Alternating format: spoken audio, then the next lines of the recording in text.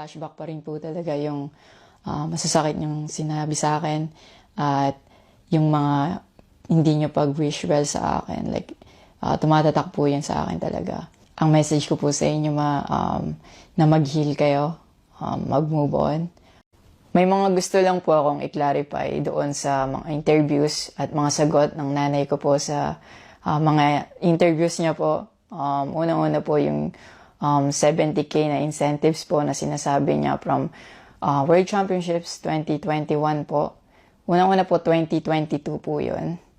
At hindi lang po 70K yung na-receive ko po doon. Alam ko 6 digits po yun dahil dalawa po yung nakuha kong medalya. After nun, mga bandang December, umuwi ako sa Pilipinas. Nakikita kami ng mama ko. At hindi niya sa akin sinisabi na na-receive niya na pala yung incentives ko from World Championships. Hindi ko pa po malalaman na na-receive niya na po yung incentives ko kung hindi ko pa po hinanap. Never ko na po na-receive yung incentives ko po na yun. At never ko na rin naman po na hiningi yun sa kanila. Binigay ko na at wala na po yun sa akin. Ang sa akin lang naman, gusto ko malaman kung saan napunta yung incentives ko po na yun. Yung principle po kasi dito wala po sa liit o laki ng amount po na incentives po na ginalaw niya. Kundi po sa pagtago at paggalaw niya nang wala ko pong consent, yung pinapoint ko po sa kanya. At yung about sa red flag daw po si Chloe na sinabi ng mama ko, hinusgahan niya po agad si Chloe sa pananamit at sa pag-akto po niya. Magkaiba po ng kinalakihan. Unang-una, lumaki si Chloe sa Australia at ayun yung nakagisnay niyang culture. At ibang-iba po talaga sa Pilipinas kung paano tayo gumalaw, magsalita o manamit po. At yung about po sa yung mauubos po yung anak ko, nasabi po ng mama ko. Unang-una po si Chloe po may sarili po siyang income. Lahat po ng nakikita niyong gamit o yung pag-travel niya kung saan-saan po. Galing po yun sa pinagpaguran niya po. At bakit naman po ako mauubos? Gaya nga po ng sinabi ko, si Chloe po may sarili po siyang income and lahat po ng bank account ko po nasa mama ko po.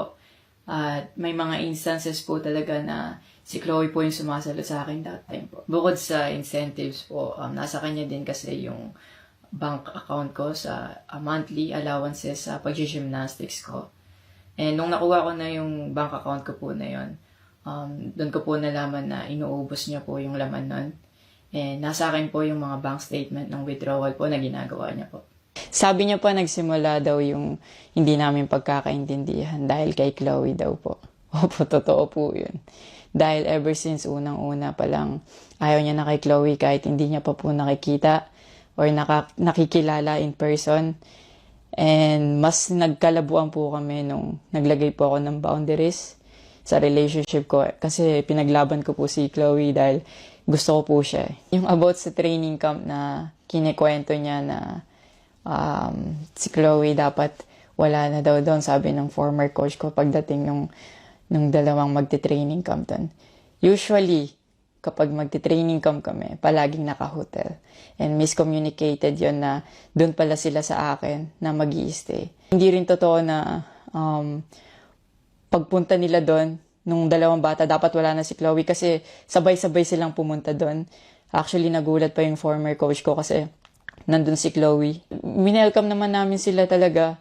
Nag-prepare kami para sa kanila. So, hindi ko alam kung bakit ganun yung mga sinasabi niya. At yung sinasabi niya po na yung dalawang bata po dahil si Chloe yan doon, yung nakabalandra daw yung puwet po. Bilang nakakatandang kapatid po, bilang boyfriend ni Chloe po, at bilang ate at kuya po, kami po like, aalagaan po namin sila. Hindi namin po gagawin yung mga iniisip niya na ganon ang dumi niya mag-isip at hindi appropriate yon para sa akin at disrespectful yon actually sa akin and kay Chloe po. And yung sinasabi niya na so dapat wala daw pong outsider or guest po doon sa apartment ko po. Di din po yung totoo kasi wala naman pong naka-indicate or nakalagay sa contract na bawal yung guest or outsider sa loob po ng apartment po. And actually, invited po si Chloe ng former coach ko from Japan nung SEA Games pa lang po sa Vietnam. So, sinabihan kami na invite mo na lang si Chloe sa Japan and doon kayo mag-hangout. Sabi niya pa na feeling niya daw nilalayo ako ni Chloe sa kanila. Unang-una po yun, months before nun, kasi uuwi ako parang 3 days yun. Sinabihan ko na sila na mag-i-spend time ako kay Chloe. Nagpunta kami sa Baguio. Sinama ko si Chloe, nag-spend time kami. Nakikipaghalubilo naman po kami, hindi naman ako nilalayo ni Chloe. Actually, pumunta pa kami sa Pangasinan. Like, po kami doon, parang meet and greet. Yeah. Tapos after nun, nagpunta tayo ng Baguio. And then, ikaw pa nga nag-aya na yung sa bike. Yeah, Because we tayo. didn't know what to do Yeah.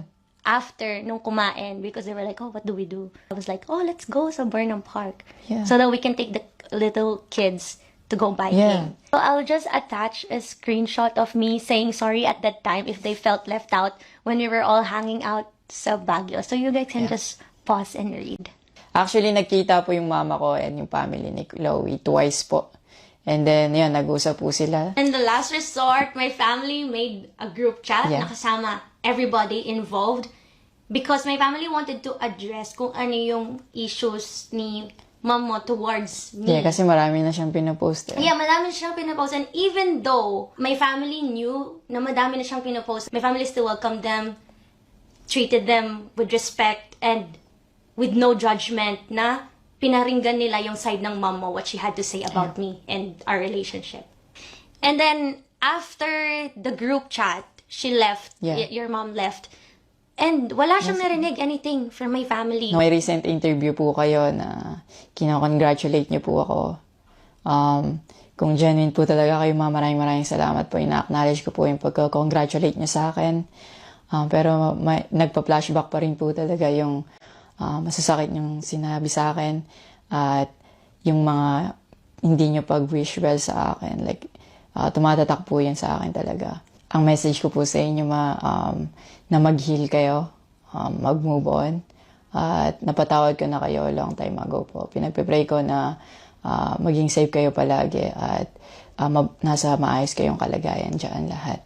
Tigilan na po natin to at i-celebrate na lang po natin yung mga ginawa po ng paghihirap, pagsasakripisyo ng bawat atletang Pilipino dito sa Olympics.